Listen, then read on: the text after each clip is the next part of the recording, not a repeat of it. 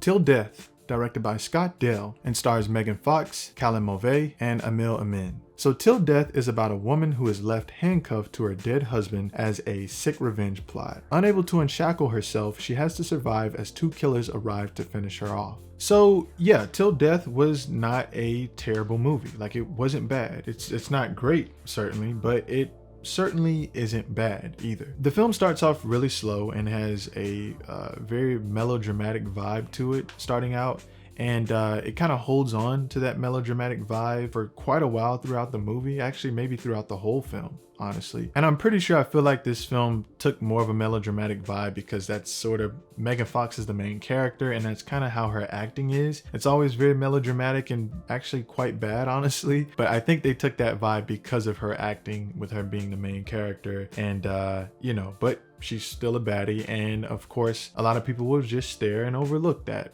point of the film.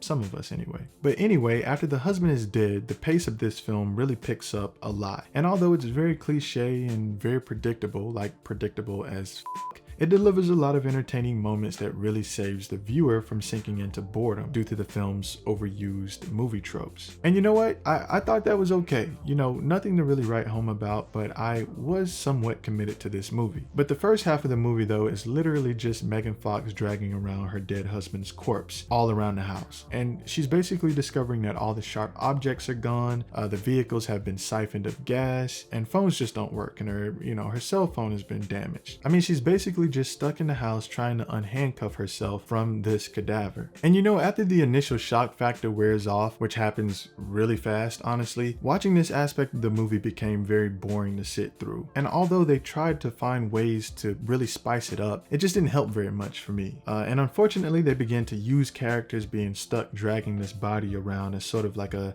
trendy obstacle throughout the movie. And of course, while watching the film, you know, I was basically pretty convinced that this is the way things were going to go from the beginning. They pretty much established that wholeheartedly throughout the movie. But at the same time, I was thinking, like, don't you guys have any more tricks outside of just handcuffing people and dragging this dead body around the house? Like, isn't there anything else that can go wrong? And there's sort of other things that kind of happen, but this is like the main weird obstacle they use consistently. So yeah, it might go without saying, but you know, that element began to really bore me, honestly, and everything beyond that is just like whatever. This is basically a whatever movie.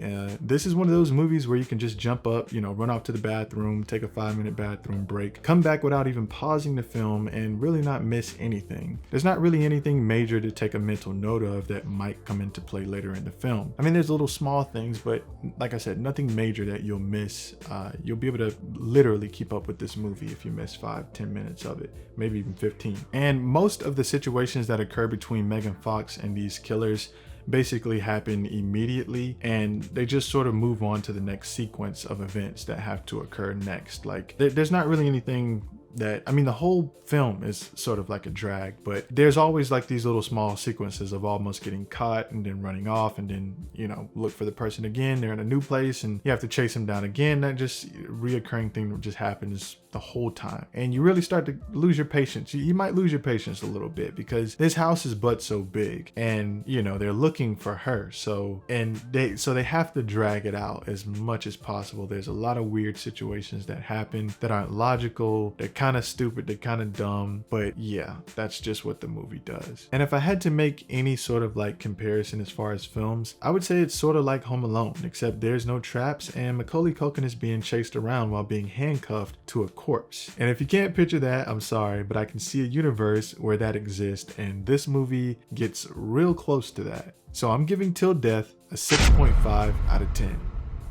This movie's actually kind of funny too, but ultimately, you know, I'd label it as a time killer. You know, it's entertaining but has no real substance. It's super predictable. Megan Fox is still sexy as hell, and then the film ends. Just mindless entertainment. So I would say maybe check it out on a rainy day or something. But anyway, Till Death releases this Friday, July 2nd on video on demand and in some select theaters. But there you have it, and if you enjoyed the content, you know what to do. Thank you for watching.